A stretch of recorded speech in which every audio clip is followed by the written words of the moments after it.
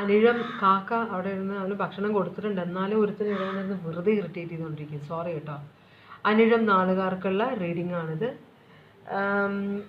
അനിഴം നാളുകാരുടെ 31 December 2024 വരെ എന്തൊക്കെയാണ് നടക്കാൻ പോകുന്നത്. അപ്പോൾ അതിൽ ഓറക്കൽ മെസ്സേജ് ആദ്യം നോക്കും. ഓറക്കൽ മെസ്സേജ് വരുമ്പോൾ ആ മെസ്സേജ് എന്തുകൊണ്ടാണ് നിങ്ങൾക്ക് വന്നേക്കുന്നത് അത് ക്ലാരിഫൈ ചെയ്യും. പിന്നെ ഇപ്പോൾ നിങ്ങളുടെ ജീവിതത്തിൽ എന്താ നടക്കുന്നത് അത് നമ്മൾ ക്ലാരിഫൈ ചെയ്യും. പിന്നെ നെക്സ്റ്റ് ആക്ഷൻ എന്തായിരിക്കണം. ഇത്രയും കാര്യങ്ങളാണ് നമ്മൾ നോക്കാൻ പോകുന്നത്. അനിഴം ആളുകാർക്ക് വേണ്ടിയിട്ടുള്ളതാണിത്. ഭവാനി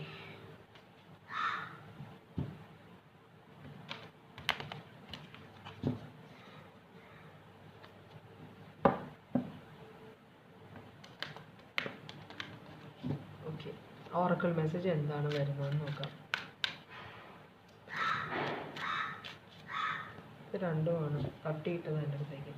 ടോക്സിക് സിറ്റുവേഷൻ ആണല്ലോ. ടോക്സിസിറ്റി മാറ്റണം എന്നാണ് പറയുന്നത്. നിങ്ങളുടെ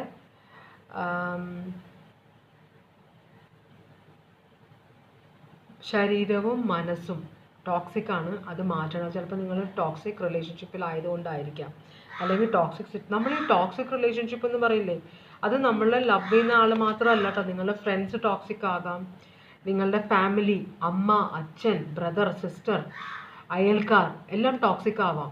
മനസ്സിലാവുണ്ടോ? നമ്മളെ ജീവിക്കാൻ അനുവദിക്കാത്ത എനർജീസാണ് ടോക്സിക് എന്ന് വെച്ചാൽ അവരുടെ അഡ്വൈസിനനുസരിച്ച് അല്ലെങ്കിൽ അവരുടെ ഉദ്ദേശത്തിനനുസരിച്ച് നമ്മൾ ജീവിക്കണം. അത് ആയിട്ട് മാറും.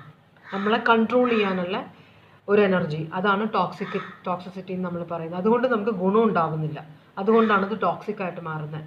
പിന്നെ അത് നമ്മളുടെ മനസ്സിനെയും ശരീരത്തിനെയും നമുക്ക് അസുഖങ്ങൾ വരും, മാനസികമായ പ്രശ്നങ്ങൾ വരും. അതാണ് ടോക്സിസിറ്റി എന്ന് പറയുന്നത് കേട്ടോ. അതിപ്പോൾ സ്നേഹിക്കുന്ന ആൾ തന്നെ ആവണം എന്ന് വെച്ചാൽ, ഇപ്പോൾ ഓഫീസിൽ ജോലി ചെയ്യുന്ന നിങ്ങളുടെ ബോസ് ഭയങ്കര ടോക്സിക് ആയിരിക്കാം. നിങ്ങളെ കൂടെ ജോലി ചെയ്യുന്ന ആൾ, നിങ്ങളെ ചിരിച്ച് മുഖത്തെ ചിരിയോട് നിങ്ങൾക്ക് പാരവയ്ക്കുന്ന ആളുകളൊക്കെ ടോക്സിക് ആണ്. അപ്പം നമ്മുടെ ചുറ്റും എവിടെ വേണമെങ്കിലും നമുക്ക് ടോക്സിക് എനർജീസ് കാണാം, നമ്മളെ അടിച്ച് താഴ്ത്താൻ ആഗ്രഹിക്കുന്നവർ. അപ്പോൾ എനിക്കെപ്പോഴും ആ സിനിമയില്ലേ നമ്മളുടെ തേന്മാവിൻ കൊമ്പത്ത് എന്ന് പറഞ്ഞ സിനിമയിൽ കവിയൂർ പൊന്നമ്മ മോഹൻലാലിൻ്റെ അത്രയും തലയിൽ പൊക്കി വെച്ച് അവനോട് ഭയങ്കര സ്നേഹമാണ്, അങ്ങനെ ആന ചേനാന്നൊക്കെ പറഞ്ഞുകൊണ്ടിരുന്നിട്ട് അവരുടെ അനിയന് അവൻ മോഹൻലാൽ ഇഷ്ടപ്പെടുന്ന പെൺകുട്ടിയോട് ഇഷ്ടം തോന്നുമ്പോൾ മോഹൻലാലിനെ അവർ തഴയുകയാണ് ചെയ്യുന്നത്. മനസ്സിലാവുണ്ടോ? അപ്പോൾ അത് വലിയൊരു ടോക്സിക് സിറ്റുവേഷനായിട്ട് മാറുകയാണ്. എന്നിട്ട് അവൻ്റെ മുകളിലുള്ള ഒരു അധികാരം ഉപയോഗിച്ച് അവനെയും അവളെയും തമ്മിൽ തെറ്റിക്കാൻ നോക്കുകയാണ്. അപ്പോൾ ആർക്ക് വേണമെങ്കിലും നമ്മുടെ ജീവിതത്തിൽ എപ്പോൾ വേണമെങ്കിലും ടോക്സിക്കായിട്ട് മാറാം. സ്വാർത്ഥതയാണ് എല്ലാവരുടെ ഉള്ളിലും. മനുഷ്യരാണ് എല്ലാവരുടെ ഉള്ളിലും സ്വാർത്ഥതയുണ്ട്. ഇപ്പോൾ അമ്മയ്ക്ക് ഇഷ്ടപ്പെടാത്ത മരുമകളെ വിവാഹം കഴിക്കുന്ന മകനോട് അമ്മയ്ക്ക് ദേഷ്യം വരും, മരുമകളെ ദ്രോഹിക്കുന്നു അല്ലേ. മകനോട് ഭയങ്കര സ്നേഹമാണെന്ന് പറയുന്നു, പക്ഷെ മകൻ്റെ സന്തോഷം അവർ മറന്നു പോകുന്നു. മകൻ ഇഷ്ടപ്പെട്ട് സ്നേഹിച്ച് കല്യാണം കഴിക്കുന്ന അവരുടെ സന്തോഷം അവിടെയാണ്, പക്ഷെ അമ്മ അത് മറന്നു പോകുന്നു. അമ്മ സ്വാർത്ഥതയല്ലേ അവിടെ കാണിക്കുന്നത്. അച്ഛനാണെങ്കിലും അങ്ങനെ. അപ്പോൾ എല്ലാ റിലേഷൻഷിപ്പിൻ്റെ ഇടയിലും സ്വാർത്ഥത വരുന്നുണ്ട്. നമ്മൾ സിനിമയിൽ കാണിക്കുമ്പോൾ എല്ലാ അമ്മമാരും നല്ലതാണ്, എല്ലാ അച്ഛന്മാരും നല്ലതാണ്, മനസ്സിലാവുണ്ടോ? പക്ഷെ എല്ലാവരുടെ ഉള്ളിലും സ്വാർത്ഥതയുണ്ട്. അത് മക്കൾക്ക് ചില സമയത്ത് ദ്രോഹമായിട്ട് വരും. ഇപ്പോൾ ഇന്നലെ ഒരു കുട്ടിയെ കാണാണ്ടായില്ലേ, പേര് മറന്നു കുട്ടിയുടെ. ആ കുട്ടിയെ കിട്ടിയെന്ന് ന്യൂസിൽ കണ്ടു. ആ കുട്ടി പോയത് ആ കുട്ടിയുടെ രണ്ടാനമ്മ ആ കുട്ടിയെ ഭയങ്കരമായിട്ട് ദ്രോഹിച്ചുകൊണ്ടാണെന്ന് പറഞ്ഞു അല്ലേ. അപ്പോൾ അമ്മ മരിച്ചു കഴിഞ്ഞാൽ അച്ഛന്മാർ രണ്ടാമത് വിവാഹം കഴിക്കും, അത് അവരുടെ ആവശ്യം. എക്സ്ക്യൂസ് പറയുന്ന കുട്ടികളെ നോക്കാൻ വേണ്ടിയിട്ടാണ്, കൊച്ചല്ലേ അതിനെ നോക്കാൻ. പക്ഷേ ആ രണ്ടാനമ്മ കുട്ടിയോട് എന്താണ് ചെയ്യുന്നതെന്ന് അച്ഛൻ നോക്കുന്നില്ല, അല്ലെങ്കിൽ കണ്ണടച്ച് ഇരുട്ടാക്കുകയാണ്. കാരണം പുള്ളിക്ക് ആ പേഴ്സണോട്, ഈ കുട്ടി അതിനോട് അഡ്ജസ്റ്റ് ചെയ്ത് പോകണമെന്ന് ഈ പേഴ്സൺ വിചാരിക്കുന്നുണ്ട്. പലതരത്തിലാണ് ലോകത്തെ ആളുകൾ. നമ്മളെ അച്ഛനാണെങ്കിലും അമ്മയാണെങ്കിലും അവരും സ്വാർത്ഥരാണ്. അവരുടെ ആഗ്രഹങ്ങൾക്ക് എതിരായിട്ട് നമ്മൾ നിൽക്കുമ്പോൾ, കവിയൂർ പൊന്നമ്മ സിനിമയിലാണ് അവരെയാണ് യൂണിവേഴ്സൽ അമ്മ എന്ന് നമ്മൾ പറയുന്നത് അല്ലേ. അപ്പം ഇത്രയും സർവ്വസഹായം ആയ ഒരു അമ്മ ലോകത്തില്ല. ആ ഒരു സിറ്റുവേഷനിലാണ് നമ്മളുടെ മനസ്സിലെ എല്ലാ അമ്മമാരുടെയും ചിത്രം. പക്ഷെ നമ്മളെല്ലാവരും ചിന്തിച്ച് നോക്കുക. ഞാൻ ആരെയും കുറ്റപ്പെടുത്തുകയല്ല, ഞാനൊരു ഫാക്റ്റ് പറയാണ് നിങ്ങളോട് കേട്ടോ. ഇതൊക്കെ നമ്മൾ അറിഞ്ഞിരിക്കണം. പക്ഷേ നമ്മളുടെ അച്ഛനും അമ്മയാണ്, അവർ നമ്മളോട് ചെറുപ്പത്തിലോ വലുതാവുമ്പോൾ എങ്ങനെ പെരുമാറുന്നല്ല, പക്ഷേ അവർ നമ്മളെ എത്രയോ അമ്മമാരും അച്ഛന്മാരും ഞാൻ പലരെയും കണ്ടിട്ടുണ്ട്. അനാഥാലയത്തിൽ കുട്ടികളെ കൊണ്ട് നിർത്തുന്നത്, വീട്ടിലെ പൈസ ഇല്ലാത്തതുകൊണ്ട്. അത് അവരുടെ നന്മയാണ്. കാരണം കുട്ടിയെങ്കിലും 3 നേരം ഭക്ഷണം കഴിച്ച് ജീവിച്ചോട്ടെ, അവന് ഡ്രസ്സ് കിട്ടിക്കോട്ടെ എന്ന് വിചാരിച്ചിട്ടാണ്. പക്ഷേ അമ്മയുടെ അച്ഛൻ്റെയും സ്നേഹം അവന് കിട്ടുന്നില്ല. പലതരത്തിലാണ് അവർ പെരുമാറുന്നത്. നമ്മളുടെ അച്ഛനും അമ്മയും ചെറുപ്പത്തിലെ എന്ത് വേണമെങ്കിലും ആയിക്കോട്ടെ നമ്മൾ പെരുമാറും. പക്ഷേ അവർ നമ്മളെ ജനിപ്പിച്ചതാണ്. ഈ മനോഹരമായ ലോകം നമ്മൾ കാണാൻ ഇടവന്നത് അവർ ജനിപ്പിച്ചുകൊണ്ടാണ്, അവരിലൂടെ നമ്മൾ വന്നുകൊണ്ടാണ് അല്ലേ. അപ്പം അതിന് നമുക്ക് എപ്പോഴും അച്ഛനും അമ്മയും എങ്ങനെയായിക്കോട്ടെ നമുക്ക് അവരോട് നന്ദി വേണം. അവരെ നമ്മൾ നന്നായിട്ട് നോക്കണം അല്ലേ. അപ്പോൾ അത് ഞാനിങ്ങനെ വെറുതെ സന്ദർഭവശാൽ പറഞ്ഞതാണ്. അപ്പോൾ അനിഴം നാളുകാർക്ക് വേണ്ടിയിട്ടുള്ളതാണ്. ഇവിടെ ഈ ടോക്സിസിറ്റി മാറ്റണം എന്നാണ് പറയുന്നത്. രണ്ടാമത്തെ കാർഡ് നിങ്ങൾക്ക് വന്നിരിക്കുന്നത് ത്രോട്ട് ചക്ര ബ്ലോക്ക്ഡ് ആണ്. ത്രോട്ട് ചക്ര ബ്ലോക്ക് ആകുമ്പോൾ എന്ത് നമ്മൾ ഉദ്ദേശിക്കുന്ന സരസ്വതി കടാക്ഷം എന്ന് നമ്മൾ പറയും. എന്ന് വെച്ചാൽ നമ്മളുടെ വിദ്യയുടെ ദേവി, ഹിന്ദുക്കളുടെ വിദ്യയുടെ ദേവിയാണ് സരസ്വതി. സരസ്വതി കടാക്ഷം ഉണ്ടെങ്കിൽ നമ്മൾ പറയുന്ന കാര്യങ്ങൾ സ്ഫുടമായിട്ടും വ്യക്തമായിട്ടും നമുക്ക് പറയാൻ പറ്റുള്ളൂ. ഉദ്ദേശിക്കുന്ന കാര്യം വാക്കുകളിലൂടെ പുറത്തു വരുള്ളൂ. വികട സരസ്വതി എന്നൊരു പരിപാടി, നമ്മൾ ഉദ്ദേശിക്കുന്നത് ഒന്ന് പറയുന്നതൊന്ന്.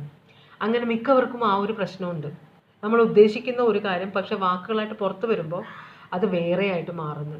അതുകൊണ്ട് തന്നെ മറ്റുള്ളവർക്ക് തെറ്റിദ്ധാരണകൾ ഉണ്ടാകുന്നു, മറ്റുള്ളവർ നിങ്ങളെ ദുരുപയോഗം ചെയ്യുന്നു, അങ്ങനെയുള്ള സിറ്റുവേഷൻസ്. അപ്പോൾ അതുകൊണ്ടാണ് ഇവിടെ പ്യൂരിഫൈ ത്രോട്ട് ചക്ര എന്ന് പറയുന്നത് കേട്ടോ. ഇത്രയും ഞാൻ പറഞ്ഞതിൻ്റെ ഉദ്ദേശം എന്താണ് എനിക്ക് തന്നെ അറിഞ്ഞുകൂടാ. എന്തായാലും സോറി, നിങ്ങളുടെ സമയം കളഞ്ഞെന്ന് തോന്നുന്നെങ്കിൽ ക്ഷമിക്കണം. നമുക്ക് റീഡിങ്ങിലേക്ക് പോകാം. എന്തുകൊണ്ടാണ് നിങ്ങൾക്ക് 2 ഓറക്കൽ മെസ്സേജ് വന്നത് എന്ന് നോക്കാം. ഈ ടോക്സിസിറ്റിയുടെ കാര്യം പറഞ്ഞപ്പോൾ നമ്മൾ ടോക്സിസിറ്റി നമ്മുടെ ബോയ് ഫ്രണ്ടിനെ മാത്രമേ കാണുന്നുള്ളൂ, അല്ലെങ്കിൽ ഹസ്ബൻഡിനെ മാത്രമേ ടോക്സിക് ആയിട്ട് കാണുന്നുള്ളൂ. ഇഷ്ടംപോലെ ടോക്സിസിറ്റി നമ്മളെ ചുറ്റുമുണ്ട്.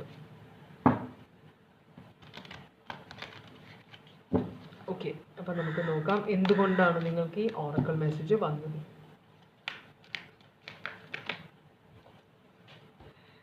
Mental clarity. നിങ്ങൾക്കൊരു നിങ്ങൾ കമ്മ്യൂണിക്കേറ്റ് ചെയ്യുമ്പോൾ നിങ്ങൾക്ക് ക്ലാരിറ്റി ഇല്ല ഒരു കാര്യത്തിൽ. നമ്മൾക്ക് എന്താ പറയുക, നമ്മളൊരു കാര്യം പ്രസംഗിക്കണം എന്ന് വെച്ചാൽ ഒരു ടോപ്പിക്ക് നമുക്ക് തന്നു, നമ്മൾ അതിനെക്കുറിച്ച് പ്രസംഗിക്കണം. ഫസ്റ്റ് നമ്മൾ എന്താ ചെയ്യണം, നമ്മൾ റിസർച്ച് ചെയ്യണം, അതിനെക്കുറിച്ച് നല്ല അറിവുണ്ടാക്കിയെടുക്കുക, എന്നാലേ നമുക്ക് പ്രസംഗിക്കാൻ പറ്റുള്ളൂ. അപ്പോൾ പ്രസംഗിക്കാൻ നമ്മൾ എഴുതി വെച്ച കാര്യം അത് പേപ്പർ കളഞ്ഞു പോയെങ്കിൽ നമ്മൾ എന്ത് പ്രസംഗിക്കും? അപ്പോൾ അതുകൊണ്ട് നിങ്ങൾ എന്തിനെക്കുറിച്ച് സംസാരിക്കുമ്പോഴും അത് നന്നായിട്ട് പഠിച്ചിട്ട് വേണം നിങ്ങൾ അതിനെക്കുറിച്ച് സംസാരിക്കാൻ. നിങ്ങൾക്ക് അറിവ് വേണം. ഒരാൾ പറയുന്നത് മുഴുവനായിട്ട് കേൾക്കുക, അത് മനസ്സിലാക്കുക, എന്നിട്ട് മറുപടി പറയുക, അല്ലെങ്കിൽ പ്രശ്നങ്ങൾ ഉണ്ടാവും. അപ്പോൾ ക്ലാരിറ്റി വേണം നിങ്ങൾക്ക് എന്നാണ് പറയുന്നത്. അത് നിങ്ങൾക്ക് കുറവാണ്. അതുകൊണ്ട് തന്നെ ഫ്രണ്ട്സുമായിട്ടൊക്കെ നിങ്ങൾക്ക് പ്രശ്നങ്ങൾ ഉണ്ടാവും. നിങ്ങളുടെ അഡ്വൈസ് മറ്റുള്ളവർ റിജക്റ്റ് ചെയ്യും. കാരണം നിങ്ങൾ പറയുന്നത് അവൻ അല്ലെങ്കിൽ അവൾ പറയുന്നത് നമുക്ക് വിശ്വസിക്കാൻ പറ്റില്ല. കാരണം ഒരു വിവരവും ഇല്ല, ഒരു കാര്യം ചിന്തിക്കുകയില്ല, കേട്ട ഉടനെ വർത്തമാനം പറയും. അതുപോലെ നിങ്ങൾ ആരെങ്കിലും എന്തെങ്കിലും പറഞ്ഞു എന്ന് പറഞ്ഞ്, ഇപ്പോൾ ഒരു കഥയില്ലേ, നമ്മൾ ഒരാളുടെ ചെവിയിൽ കാക്ക എന്ന് പറഞ്ഞ് മറ്റേയാൾ വരുമ്പോൾ കറുത്ത കാക്ക എന്ന് പറയും. പിന്നെ കറുത്ത കാക്ക അങ്ങനെ പറഞ്ഞ് അവസാനം ഒരാൾ കറുത്ത സാധനം ഛർദ്ദിച്ചു എന്നാണ് ഒരാൾ പറയുന്നത്. തിരിച്ചു അത് അവസാനം എത്തുമ്പോഴേക്കും ഒരാൾ കാക്കയെ ഛർദ്ദിച്ചു എന്നാവും. അപ്പോൾ അതുപോലെയാണ് സിറ്റുവേഷൻസ്. നിങ്ങൾ കേട്ടത് അത് മനസ്സിലാക്കാതെ ഉടനെ വേറെ ഒരാളോട് ആ കേട്ട കാര്യം നിങ്ങൾ കൂട്ടിപ്പറയുകയോ അതിൻ്റെ ആ ഒരു അന്തർസത്ത മനസ്സിലാക്കാതെ നിങ്ങൾ പറയുകയോ ചെയ്യുമ്പോൾ അത് മിസ്അണ്ടർസ്റ്റാൻഡിങ്സിലേക്കാണ് പോകുന്നത് എന്നാണ് കാണിക്കുന്നത്. അതുകൊണ്ട് തന്നെ ഫ്രണ്ട്സിന് അത്ര വിലയില്ല. നിങ്ങളിൽ നിന്ന് അഡ്വൈസ് എടുക്കാൻ അവർ ആഗ്രഹിക്കുന്നില്ല. നിങ്ങളുടെ അഡ്വൈസ് അവർ റിജക്റ്റ് ചെയ്യുകയാണെന്നാണ് പറയുന്നത്. ഓക്കെ, ഇപ്പോൾ നിങ്ങളുടെ സിറ്റുവേഷൻ എന്താണ്? അതുകൊണ്ടാണ് നിങ്ങൾ ത്രോട്ട് ചക്രയെക്കുറിച്ചും ടോക്സിസിറ്റിയെക്കുറിച്ചും പറയുന്നത്. നിങ്ങൾ ഫ്രണ്ട്സിനെ കുറിച്ച് പരദൂഷണം പറയാറുണ്ടോ മറ്റുള്ളവരോട്? അതും നിങ്ങൾക്ക് പണിയായിട്ട് വരുന്നുണ്ട്. ഇപ്പോഴത്തെ സിറ്റുവേഷൻ എന്താണ്? ഇപ്പോഴത്തെ സിറ്റുവേഷൻ നിങ്ങൾ ഡിഫെൻസീവാണ്. നിങ്ങൾക്ക് എല്ലാവരും എതിരാണ്. നിങ്ങളെ സപ്പോർട്ട് ചെയ്യാൻ ആരുമില്ല. അപ്പോൾ നിങ്ങളുടെ ജീവിതത്തിൽ പെട്ടെന്ന് നിങ്ങൾക്ക് ആരുമില്ലാതായ പോലെ എല്ലാവരും നിങ്ങൾക്ക് എതിരായി മാറി. അപ്പോൾ നിങ്ങൾ എന്തോ കാര്യം ചെയ്തിട്ടുണ്ട്, അതിൻ്റെ റിസൾട്ടായിട്ടാണ് എല്ലാവരും നിങ്ങൾക്ക് എതിരായത്. നിങ്ങളിപ്പോൾ ഒറ്റയ്ക്ക് നിന്ന് പോരാടുകയാണ് കേട്ടോ. ഒരു ബാലൻസ് ഇല്ല നിങ്ങളുടെ ലൈഫിൽ. അതുപോലെ നിങ്ങളുടെ ലൈഫിൽ ആർക്കും നിങ്ങൾക്ക് സ്നേഹമെന്ന ഒരു പരിപാടി നിങ്ങൾക്ക് ആരും തരുന്നില്ല. അതുകൊണ്ട് പിന്നെ ടവർ എന്തുകൊണ്ടാണ് ഇവിടെ? നിങ്ങൾക്ക് സ്ട്രെസ്സാണ്, ഭയങ്കര സ്ട്രെസ്സാണ്. നിങ്ങൾ ഇനാക്റ്റീവാണ്. ഒരു ടവർ വന്നു, പക്ഷെ നിങ്ങൾ അതിനെ ചെറുക്കാൻ നിങ്ങൾക്ക് പറ്റിയില്ല. നിങ്ങൾക്ക് നിങ്ങളുടെ സൈഡ് പ്രൂവ് ചെയ്യാൻ പറ്റിയില്ല. നിങ്ങൾ ഡിഫെൻസീവ് ആയെങ്കിലും ആരും നിങ്ങളെ സപ്പോർട്ട് ചെയ്തില്ല. കാരണം ആർക്കും നിങ്ങളെ വിശ്വാസമില്ല. അതുകൊണ്ടാണ്. അപ്പോൾ ഇപ്പോൾ എല്ലാം തകർന്നടിഞ്ഞു കിടക്കുകയാണ്. അതിൻ്റെ സ്ട്രെസ്സ് നിങ്ങൾക്കുണ്ട്. പക്ഷേ അതിൽ നിന്ന് ഉയർത്തെഴുന്നേൽക്കാൻ നിങ്ങൾ ട്രൈ ചെയ്യുന്നില്ല. നിങ്ങൾ ആ സിറ്റുവേഷനിൽ തന്നെ ഇരിക്കുകയാണ്. ഇപ്പോൾ ആരെങ്കിലും വന്ന് ഹെൽപ്പ് ചെയ്യുമെന്ന് വിചാരിച്ചിട്ടാണോ നിങ്ങൾ ഇരിക്കുന്നത്? നിങ്ങൾ സ്വയമേ മടിയുള്ള ആളുകളാണോ? അറിയില്ല. എന്തായാലും നിങ്ങൾ അങ്ങനെ ഇരുന്നാൽ അവിടെ ഇരുന്ന് പോകലേ ഉള്ളൂ. കാരണം ആരും വന്ന് സഹായിക്കാൻ പോകുന്നില്ല. നമ്മൾ ആദ്യം നമ്മൾ തന്നെ സഹായിക്കണം. എന്നാലും നമ്മളെ സഹായിക്കാനായിട്ട് മറ്റുള്ളവർക്ക് തോന്നുള്ളൂ. ഇപ്പോൾ ഒരു കുളത്തിലോ ഏതെങ്കിലും ഒരു വെള്ളത്തിൽ നമ്മൾ മുങ്ങി താഴ്ന്നുകൊണ്ടിരിക്കുകയാണ്. നമ്മൾ അനങ്ങാതെ ഇരിക്കുകയാണ്. ഓക്കെ, പൊക്കോട്ടെ, ആരെങ്കിലും വരുമായിരിക്കും. കൈകാലിട്ട് അടിക്കുകയൊന്നും ചെയ്യാതെ ഓട്ടോമാറ്റിക് നമ്മൾ കൈകാലിട്ട് അടിക്കും. മരണത്തിനോടുക്കുമ്പോൾ നമ്മൾ രക്ഷപ്പെടാൻ നോക്കും. അത് വേറെ കാര്യം. അങ്ങനെ നിൽക്കുകയാണെങ്കിൽ കാണുന്നവർ വിചാരിക്കും നിങ്ങൾ ചത്തുപോയി എന്നായിരിക്കും. അത് ഓൾറെഡി മീൻസ് ഡെഡ് ബോഡിയാണ്, തൊടണ്ട, കാരണം അനക്കമില്ലല്ലോ. അപ്പോൾ നമ്മൾ അനങ്ങി കാണിച്ചാലേ അയ്യോ അത് ജീവനുള്ള മനുഷ്യൻ പെട്ടെന്ന് ഹെൽപ്പ് ചെയ്യും എന്നൊരു ചിന്ത വരുള്ളൂ. അപ്പോൾ നിങ്ങൾ അനങ്ങാതിരുന്ന ആരും നിങ്ങളെ ഹെൽപ്പ് ചെയ്യില്ല. നിങ്ങൾ ആദ്യം ചെയ്യാനുള്ള ആക്ഷൻസ് എടുക്കുക. നിങ്ങൾ ഇതിന്ന് റിക്കവർ ചെയ്യണമെങ്കിൽ നിങ്ങൾ ആദ്യം നിങ്ങളെക്കുറിച്ച് പഠിക്കുക. എന്നിട്ട് നിങ്ങളുടെ സ്വഭാവത്തിൽ വ്യത്യാസം വരുത്തുക. ഇനി എന്തുകൊണ്ടാണ് നിങ്ങൾക്ക് ഇങ്ങനൊരു സിറ്റുവേഷൻ?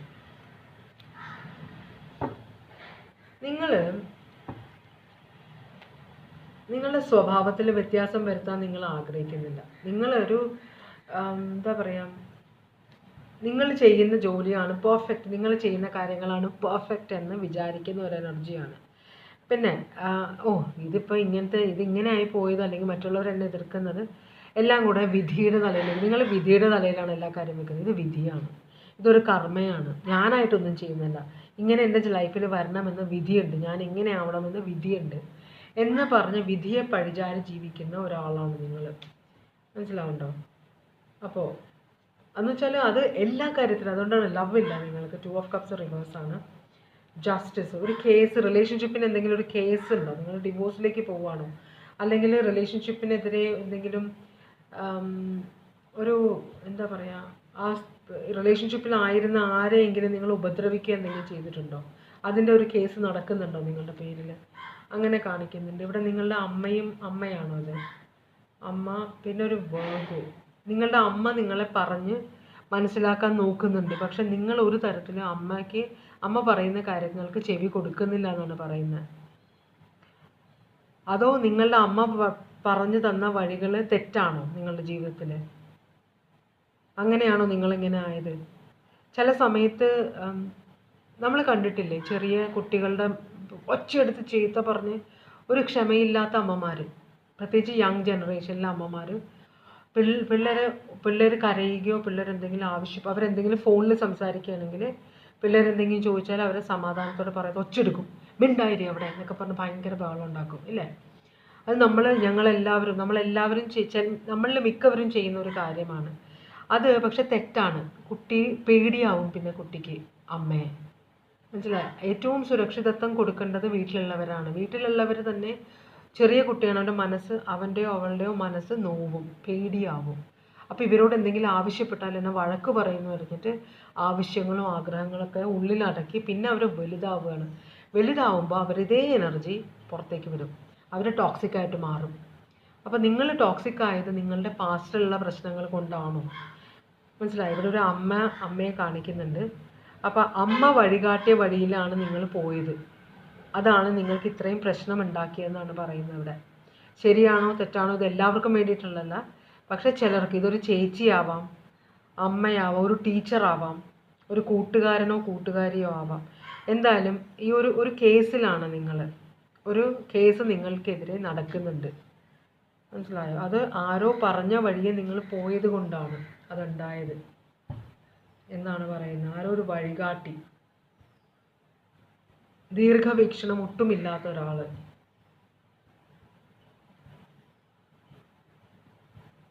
എപ്പോഴും നമ്മളുടെ ജീവിതം കൊള്ളില്ലെങ്കിൽ നമ്മളുടെ മക്കളെ തന്നെ അറിയിക്കാൻ പാടില്ല. നാളെ അവർക്ക് ഒരു വലിയ ജീവിതം കിടക്കുകയാണ്, അവർ ശുഭപ്രതീക്ഷയോടെ ജീവിക്കട്ടെ എന്നാണ് നമ്മൾ വിചാരിക്കേണ്ടത്. അല്ലാതെ അച്ഛൻ്റെ കുറ്റം അമ്മ മക്കളോട് പറയുന്നു, അമ്മയുടെ കുറ്റം അച്ഛൻ മക്കളോട് പറയുന്നു. അപ്പോൾ പിന്നെ ജീവിതത്തിനൊപ്പം തന്നെ റിലേഷൻഷിപ്പിൻ്റെ ശിഥിലത പിള്ളേർ ചെറുപ്പത്തിലേ മനസ്സിലാക്കുകയാണ്. അതൊരു മുറിവായിട്ടാണ് മാറുക കുട്ടികൾക്ക്. അത് പറയാൻ പാടില്ല. ഒരച്ഛനും അമ്മമാരെ സ്വന്തം കുഞ്ഞിൻ്റെ അമ്മയെക്കുറിച്ച് കുഞ്ഞുങ്ങളോട് പറയരുത്, തെറ്റ് പറയരുത്, നല്ല കാര്യങ്ങൾ പറഞ്ഞു കൊടുക്കുക, എന്തുമായിക്കോട്ടെ റിയാലിറ്റി. പക്ഷേ അതിനാണ് അതുപോലെ തന്നെ അമ്മമാർ മക്കളോട് അച്ഛന്മാരുടെ കുറ്റം പറയുക. അവർ ഡിവോഴ്സിൽ കൂടെ പോവുകയാണെങ്കിൽ അച്ഛൻ്റെ കൂടെ മക്കൾ പോകാതിരിക്കാൻ അച്ഛൻ ചെയ്യാത്ത കുറ്റങ്ങൾ വരെ ഉണ്ടാക്കി പറയും. അത് തെറ്റാണ്. കാരണം രണ്ട് കാര്യം. ഒന്ന്, കൊച്ചിൻ്റെ മനസ്സിലെ റിലേഷൻഷിപ്പിനെ കുറിച്ച് തെറ്റായ ധാരണ വരും. രണ്ട്, ഈ കുഞ്ഞുങ്ങൾ വലുതാകുമ്പോൾ ശരി മനസ്സിലാക്കി തെറ്റ് പറഞ്ഞു കൊടുത്ത ആരെയാണോ അവരെ ഉപേക്ഷിച്ചിട്ട് മറ്റുള്ളവരുടെ അടുത്തേക്ക് പോകും, വിശ്വാസമില്ലാതെ ആവും. അപ്പോൾ കുറേ പ്രശ്നങ്ങളുണ്ട് ഇവിടെ. അങ്ങനെ എന്തൊക്കെയോ നടന്ന ഒരു റിലേഷൻഷിപ്പിലെ ഒരു മകനോ മകളോ ഇവിടെ റീഡിങ് കാണുന്ന പോലെയാണ് എനിക്ക് തോന്നുന്നത്. അപ്പോൾ റിലേഷൻഷിപ്പിലൊന്നും വിശ്വാസമില്ലാത്ത ഒരാളാണ് കേട്ടോ. എന്തായിരിക്കണം നിങ്ങളുടെ നെക്സ്റ്റ് ആക്ഷൻ? നിങ്ങളൊരു കേസിൽ കിടക്കുന്നുണ്ട്, എന്തോ ഒരു കേസ് നിങ്ങൾക്കെതിരെ ഉണ്ട്. അത് ഡിവോഴ്സ് കേസാണോ എന്നറിയില്ല. ആരോ പറഞ്ഞു തന്ന വഴിയെ പോയത് കൊണ്ടാണ്. എന്തായിരിക്കും നിങ്ങളുടെ നെക്സ്റ്റ് ആക്ഷൻ? ഡെത്ത്, അവസാനിപ്പിക്കുക എന്ത് ഈ സിറ്റുവേഷൻ, എന്നിട്ട് ഹാപ്പിനെസ്. അപ്പോൾ നിങ്ങൾക്ക് ഒട്ടും ഹാപ്പി അല്ല നിങ്ങൾ. അപ്പോൾ നമ്മൾ സന്തോഷമില്ലാത്തപ്പോൾ നമ്മളുടെ ചുറ്റും സന്തോഷമുള്ള ആൾക്കാരെ കാണുമ്പോൾ നമുക്ക് ദേഷ്യം വരും, അസൂയ വരും. അപ്പോൾ നമ്മൾ അവരുടെ സന്തോഷം കെടുത്താൻ എന്താ വഴിയെന്ന് നോക്കും. അങ്ങനത്തെ ഒരു എനർജി ആയിരിക്കണം നിങ്ങൾക്ക് സന്തോഷമില്ല. അപ്പോൾ യൂണിവേഴ്സ് പറയുന്നത് നിങ്ങളുടെ ചുറ്റുമുള്ള ടോക്സിക് സിറ്റുവേഷൻ എല്ലാം കളയണം എന്നാണ് പറയുന്നത്. അതുകൊണ്ടാണ് ഇവിടെ നിങ്ങളുടെ ടോക്സിക് സിറ്റുവേഷൻ മാറ്റണം എന്ന് പറയും. നിങ്ങൾ ടോക്സിക് ആയതുകൊണ്ട്, ടോക്സിസിറ്റിയിൽ കൂടെ വളർന്നു വന്ന ഒരാളായതുകൊണ്ട് ചുറ്റും നിങ്ങൾക്ക് ടോക്സിസിറ്റി മാത്രമേ കാണാൻ പറ്റുള്ളൂ. നിങ്ങൾക്ക് മറ്റുള്ളവർക്ക് ടോക്സിസിറ്റിയെ കൊടുക്കാൻ പറ്റുള്ളൂ. അപ്പോൾ നിങ്ങൾ ആദ്യം നിങ്ങളെ ഡീടോക്സിഫൈ ചെയ്യണം. അതിന് മെഡിറ്റേഷനോ അല്ലെങ്കിൽ യോഗയോ അല്ലെങ്കിൽ ഭക്തി, സ്പിരിച്വാലിറ്റി നല്ലതാണ്, അതിലേക്കൊക്കെ തിരിയുക. മനസ്സിലാവുണ്ടോ? അപ്പോൾ നിങ്ങൾ ഇപ്പോഴത്തെ സിറ്റുവേഷൻ നിങ്ങൾ അവസാനിപ്പിക്കുക. എന്നിട്ട് നിങ്ങൾ സന്തോഷം തിരഞ്ഞെടുക്കുക. സന്തോഷമുള്ള സിറ്റുവേഷനിൽ പോയിരിക്കുക. ഈ എന്താ പറയുക, ദുഃഖകരമായ കാര്യങ്ങൾ കഥകൾ കേൾക്കാതിരിക്കുക. ഈ ടോക്സിക്കായ സീരിയൽസ് ഒന്നും കാണാതിരിക്കുക. മനസ്സിലാവുണ്ടോ? നിങ്ങൾ സന്തോഷം, കുറേ നാൾ നിങ്ങൾ സന്തോഷമുള്ള കാര്യങ്ങൾ കാണുക. ഫ്രണ്ട്സിൻ്റെ കൂടെ വേണമെങ്കിൽ യാത്ര പോകുക. മനസ്സിലായി? യാത്ര പോകുക. അങ്ങനെയൊക്കെ ചെയ്യുമ്പോൾ നിങ്ങളുടെ മനസ്സിനൊരു റിലാക്സേഷൻ കിട്ടും. നിങ്ങൾ ലോകം കാണാൻ ഇറങ്ങിത്തിരിക്കുക, ട്രാവൽ ചെയ്യുക. അപ്പോൾ ലോകത്തുള്ള എല്ലാവരുടെ ജീവിത രീതിയൊക്കെ കാണുമ്പോൾ നിങ്ങൾക്ക് കുറേ പരിചയമില്ലാത്ത ആൾക്കാരെ നിങ്ങളെ സഹായിക്കും, പരിചയമില്ലാത്ത ആൾക്കാരെ നിങ്ങളോട് ചിരിക്കും, അവർ നിങ്ങൾക്ക് ഭക്ഷണം തരും, വെള്ളം തരും, ഷെയർ ചെയ്യും അവർക്ക് അടുത്തുള്ളത്. അപ്പോൾ അതൊക്കെ നിങ്ങൾ അനുഭവിക്കണം. അങ്ങനെയാണ് നമ്മളുടെ ജീവിതത്തോടുള്ള വീക്ഷണം മാറുക.